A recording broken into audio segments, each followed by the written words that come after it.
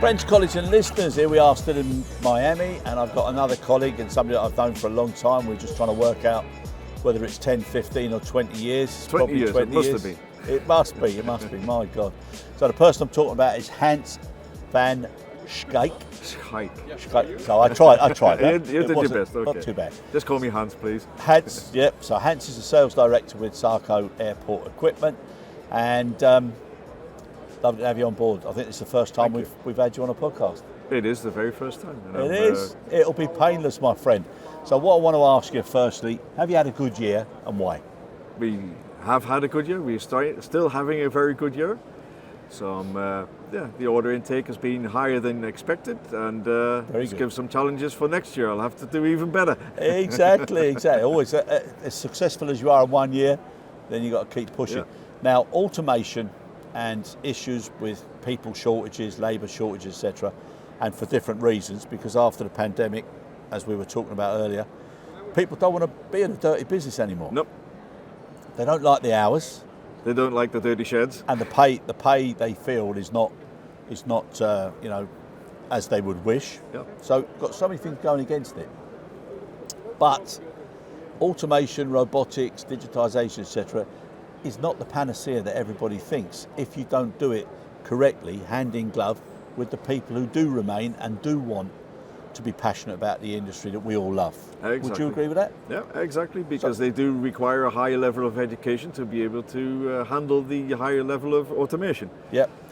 And how are you seeing that upskilling process? Is it being welcomed and understood and appreciated by the people you're dealing with, or are they just under so much pressure, either with CapEx commitment or with having a solution, that they almost get lost in the theory instead of the practical realities? No, we see that there is a definite interest in a higher level of automation, but then again, they face the CapEx issues, especially the cargo handling companies, the traditional ones that we know, because of their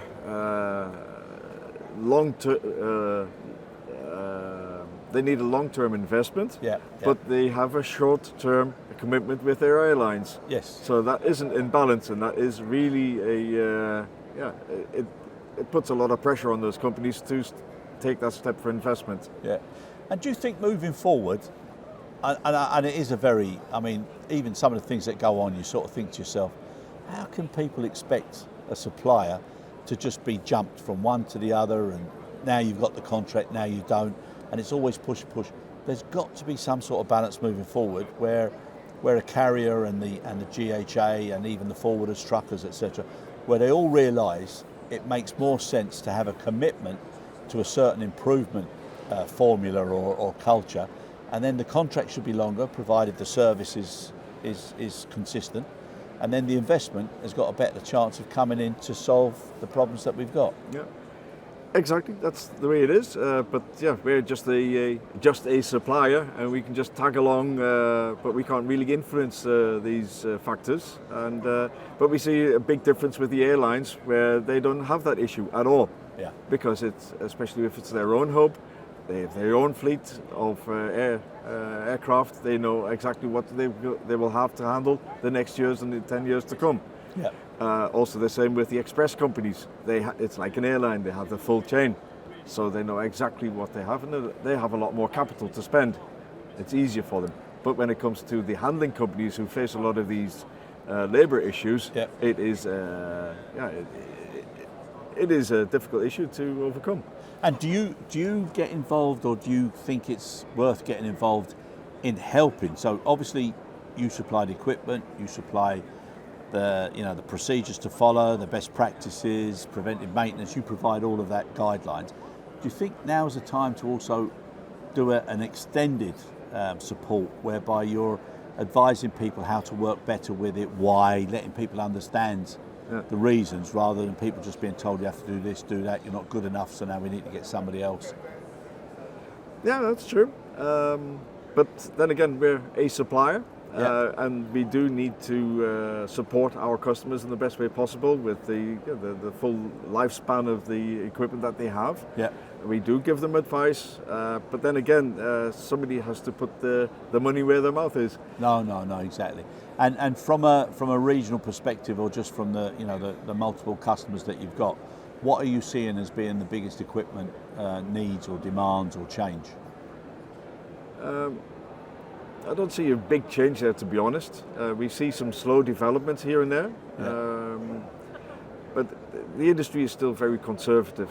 So, but I do see, for example, here in the US, fortunately, I do see the necessity to take those pallets off the ground. Exactly. And the industry started here in the 70s. Yeah.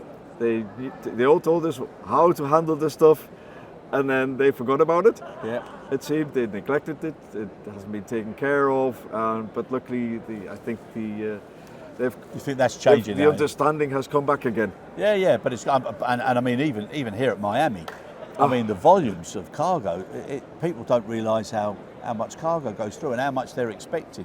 Yeah. You know, in the next 3, 5, 10 years, it's amazing. It is amazing. But if you see how the cargo is handled on our side here, Yeah. it is different to what we are used to put it mildly.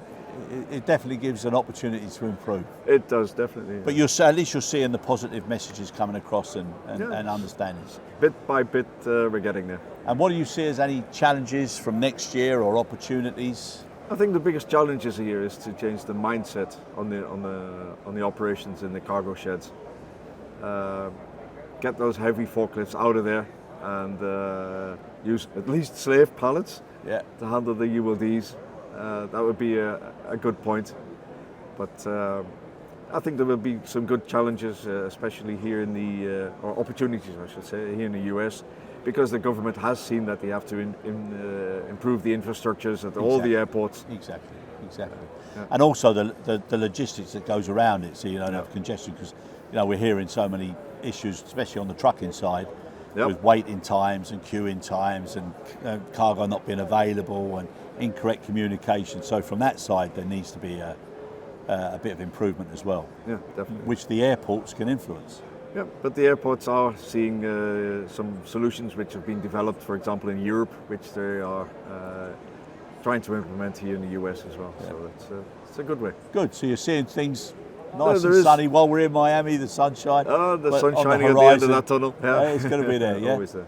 Yeah. All right, good. Listen, thank you so much, Hans, for joining us. Really appreciate it. Oh, you're very welcome. It's been long overdue, because I always see you've always got a nice smiley face. You're always positive. So good luck with everything for 2025, and look forward to seeing you again soon. Yeah. Thank you so much. Thank you very much.